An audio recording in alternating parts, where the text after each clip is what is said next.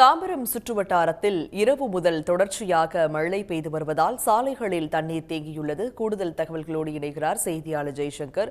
ஜெய்சங்கர், தாம்பரம் சுற்றுவட்டாரத்தில் தற்போது மழை பெய்து வருகிறதா? சாலைகளில் தேங்கிய மழைநீரை அகற்றும் பணியில் மாநகராட்சி ஊழியர்கள் ஈடுபட்டிருக்கிறார்களா? முழு விவரங்கள். அதாவது இரவு முதலே தாம்பரம் சுற்றுவட்டாரத்தில் இடியுடன் கனமழை பெய்து வருகிறது.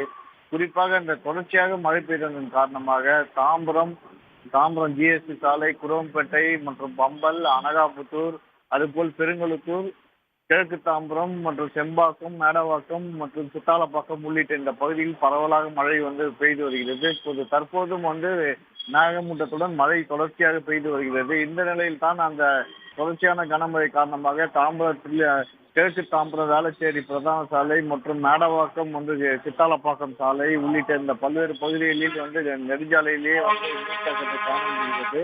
இதனால் அந்த வாகன ஓட்டிகள் அந்த சாலை நடுவே ஒதுங்கி ஒரு வழியாக அவர்கள் செல்ல வேண்டிய சூழல் ஏற்பட்டுள்ளது. இதனை அடுத்து தாம்பரம் மாநகராட்சி தூய்மை பணியாளர்கள் காலை முதலே இப்பகுதியில் நீரை அகற்றும் பணியில் ஈடுபட்டு வருகிறார்கள்.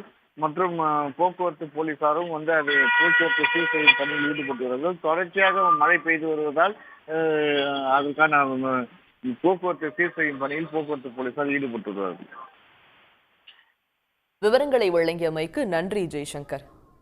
உடனுக்குடன் செய்திகளை தெரிந்து கொள்ள சன் நியூஸ் பெல் ஐகானை கிளிக் பண்ணுங்க.